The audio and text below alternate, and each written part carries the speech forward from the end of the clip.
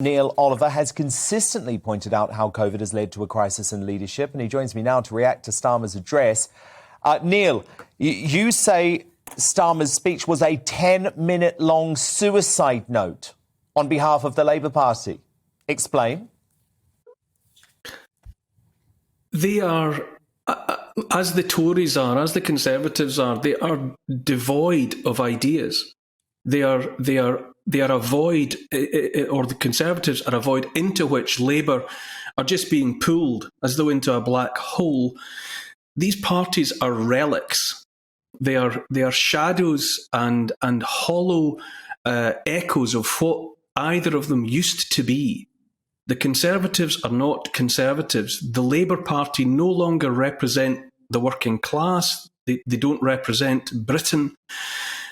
What I heard Keir Starmer say tonight, as I described it in something in social media, I genuinely believe that that's a suicide note.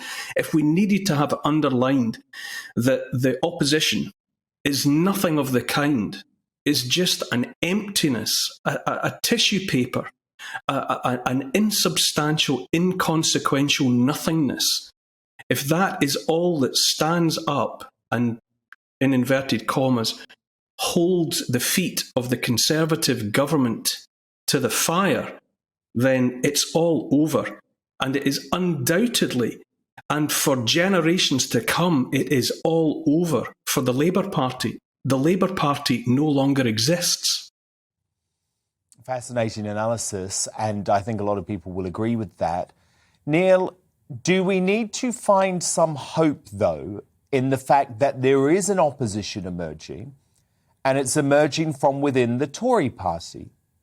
80, we're told, 80 MPs will rebel tomorrow against vaccine passports. I salute every single one of those MPs, although we will watch the vote tomorrow night because I imagine there'll be a lot of wrangling over the next 24 hours. Do you take any hope in the fact that there is a bit of opposition finally emerging from within the Tories? Yes, I do. It is an irony. I hadn't actually thought of it in that way, that the credible opposition is emerging from within the government. Yeah, and maybe that is a good thing. Maybe that shows that there are still people thinking. 80 people allegedly or apparently planning to vote against it. Let's see what actually happens. What people say and what people do. Very different things potentially, but let's see what actually happens. There are people who are absolutely worth listening to. Baker, David Davis, absolutely. I've had him on my show. I know that you've spoken to him too. He is and he was David great Davis, with Farage earlier. Yeah, he's just a voice of reason. It's like listening to the voice of the ancestors almost. It's like listening to some wisdom from the past. And every time I hear him speak, I think, oh yes, for as long as there are voices like that, then there is still hope. And yeah, 80 people saying that they will vote against it. Let's see what happens.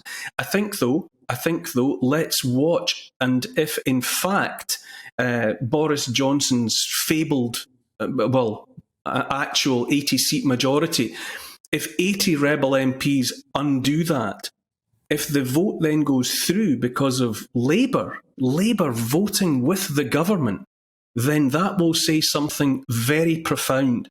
And what I think it will say, which I think I've already said, but which I think is an important thought, is that if Labour votes with the Conservative government to put these increased restrictions through, to tighten the knot around the throat of the British people, then for me that just underlines the fact that the Labour Party or the opposition, be it Labour or anything else, is not worthy of the name.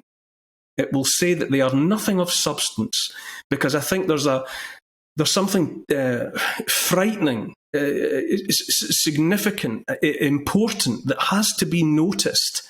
That we are not being led. This is not leadership that we are seeing, it's followship. It's not leadership, it's followship. And we have to pay attention to that.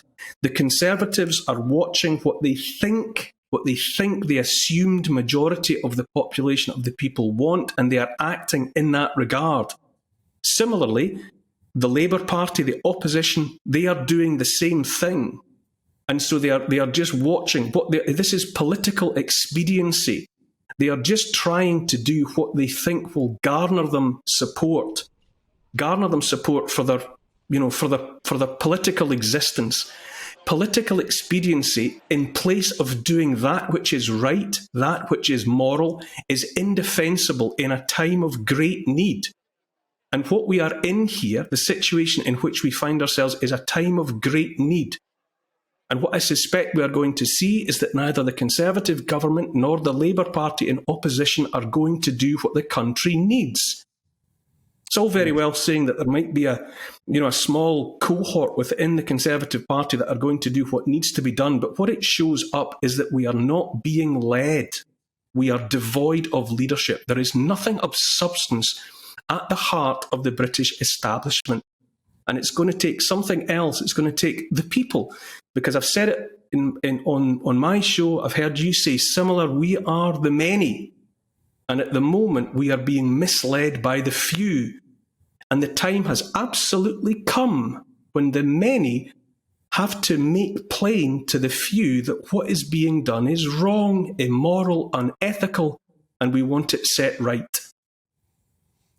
Beautiful, stirring words as ever, Neil Oliver. Thank you so much for them. I hope, Neil, that every single Tory MP is listening tonight and that we see more than 80 do the right thing tomorrow. Because believe me, more than 80 know that the government is currently doing the wrong thing. So let's hope they listen to Neil Oliver and follow their morals. Dan, everyone, every living thing knows right from wrong.